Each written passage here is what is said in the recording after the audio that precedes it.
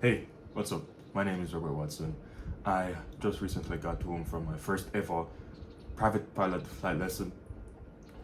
Feeling very good about it. It was very nerve-wracking at first, not necessarily because of the things I had to do, but more so the things that went around while doing those things. For example, I've only ever been on planes that are commercial airliners. So getting sights down into general aviation planes, and specifically the Cessna 152, which is the smallest out of the three general aviation planes I've been on. It's really a change in the space I'm used to working with.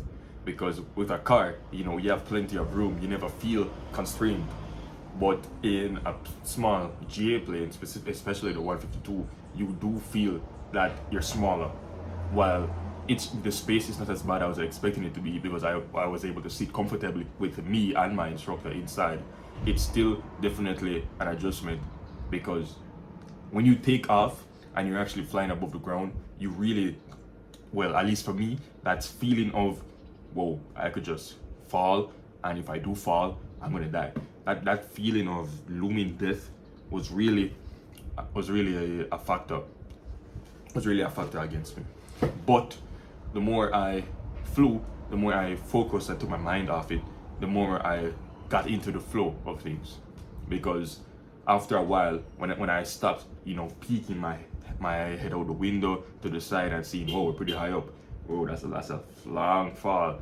And the more I stopped thinking about that, and the more I just focused on the instructions my instructor was giving me, the better I felt, and the more normal it felt. Because at the end of the day, it really is a case of mind over matter, which is what my instructor told me after, in the post-flight briefing. So in addition with that looming sense of death, I also had to deal with the feeling of G-forces and feeling the plane get bounced around by turbulence, and especially when you go into a sudden descent, or at least a descent that I am not expecting, you can really just feel like your heart's about to drop out for a second as the plane slowly or quickly starts pointing down. But they're all things that I can fix with just exposure. I just need more exposure to them. So even at one flight hour a week, I'm sure that it'll still have some kind of effect on me. So I just need more hours, and that's why I'm not going to try and that's why I'm not going to make it hold me back too much.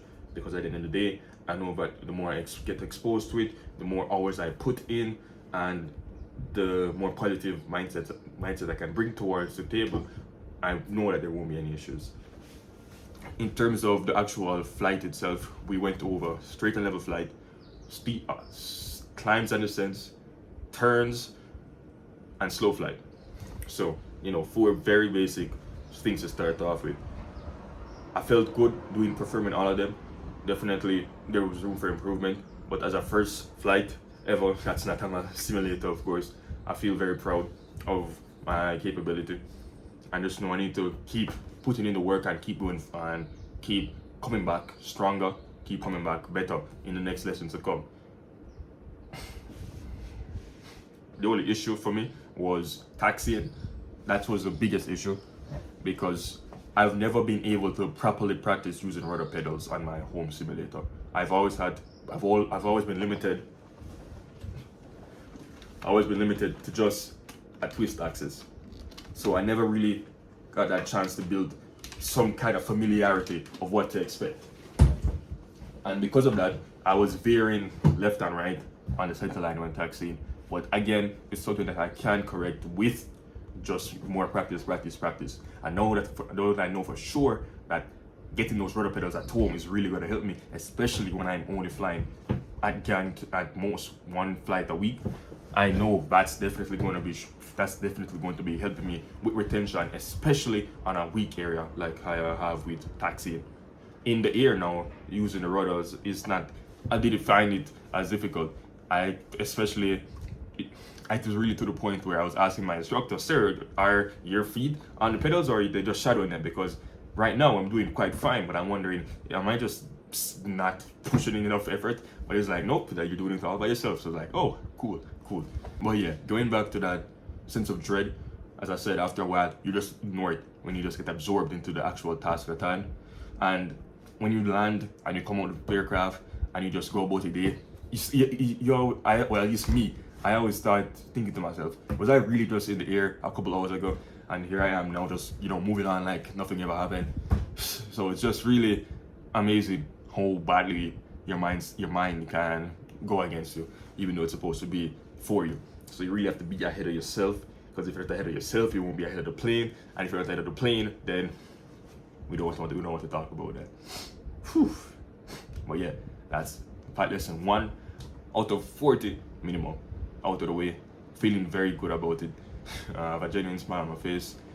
I'm doing something I love. Even if I don't go to the airlines, it really does not matter. I've just the experience of being a student pilot, the people I've met, the activities I've gotten to done so far without even reaching my private pilot certificate. I've loved each and every second of it. So I really hope that you yourself can find something that you enjoy as much, because trust me, it will pay off. It will pay off. Thank you so much for watching. My name is Robert Watson. I'll see you again very soon. God bless. Yeah. I only tell you the truth. I ain't got nothing to lose.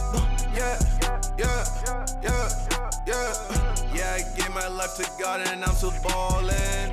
Ain't nobody that can tell me I ain't all in. Late at night I hear the devil steady calling me. That's when I pray to the Father that He give me strength to fight these monsters.